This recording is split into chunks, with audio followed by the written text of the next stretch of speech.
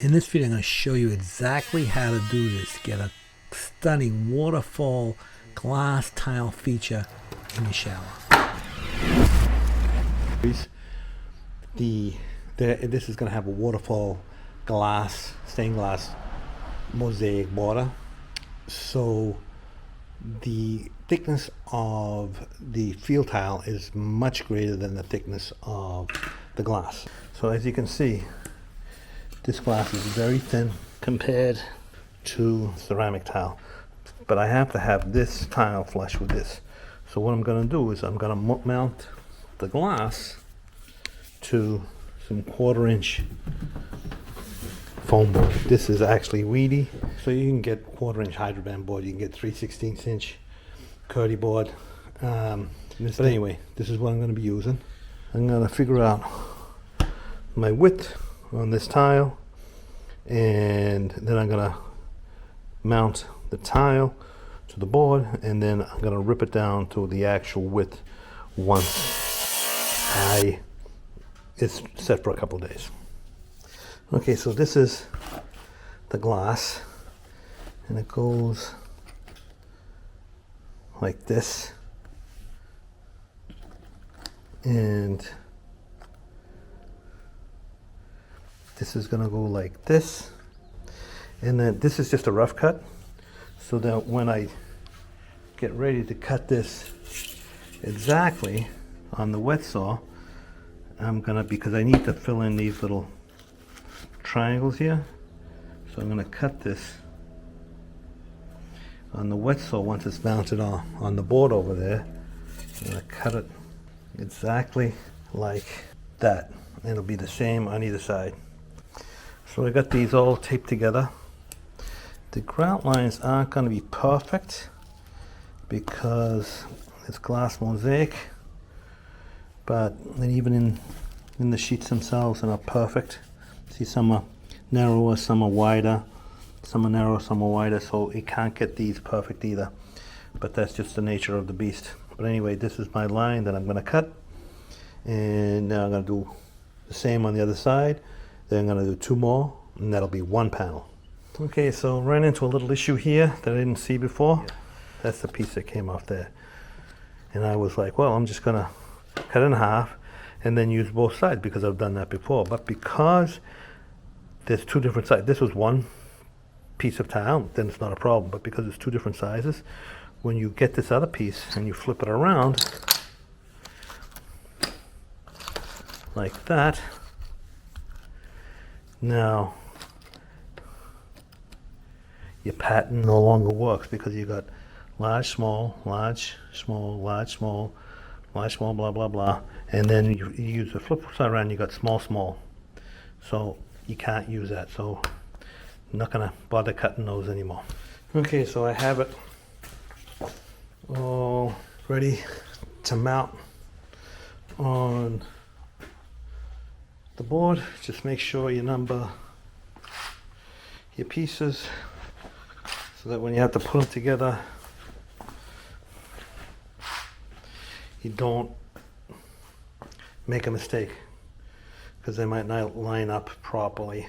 Okay, cut my board up, got my glass on the board, so I'm going to mix some thin set. Now the thin set you want to use for glass tile is glass tile adhesive. This is a really good one. So as I showed you, this glass tile is very thin. It's only 1/8 of an inch thick.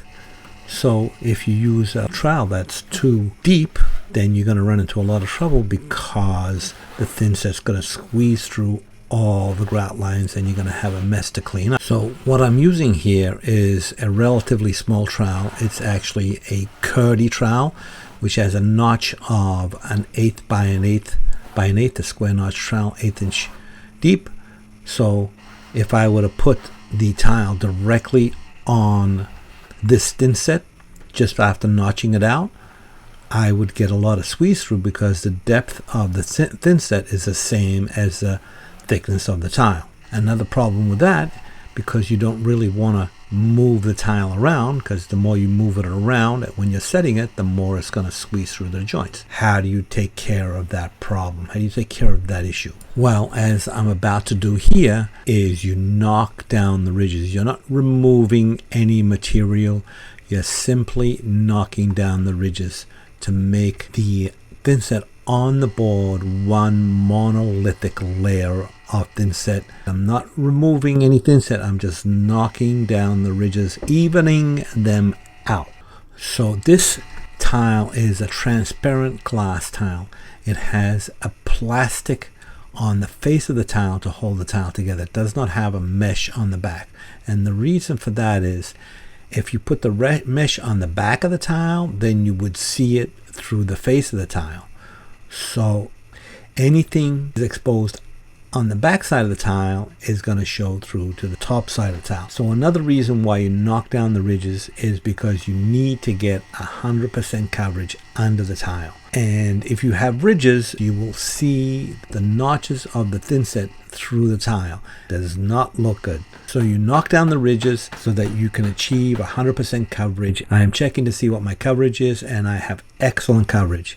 And I have minimal squeeze through in the grout joints, so that makes cleanup very easy. You will always get a certain amount of squeeze through because you can't be perfect. This reduces the amount of squeeze through and cleanup to a minimum.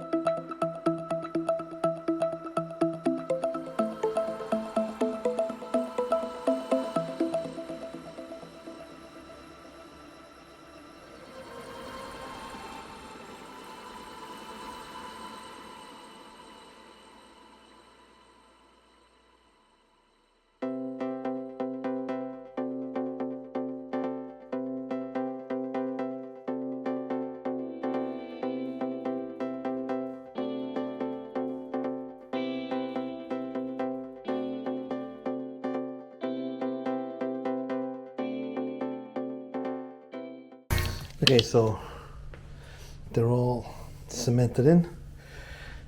The long ways, I'm just going to rip it on a wet saw. The short way, I'm going to cut so they fit together. Okay, so you want to wait at least a couple of days before you start working with your panels. Otherwise, tile will pop off. The thinset needs time to cure before you handle the panels.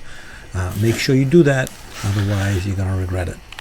Because this is a foam board, it's going to be very easy to cut. So you just want to be very careful as you're cutting it so that you don't chip your glass tile. So just take your time and don't rush it.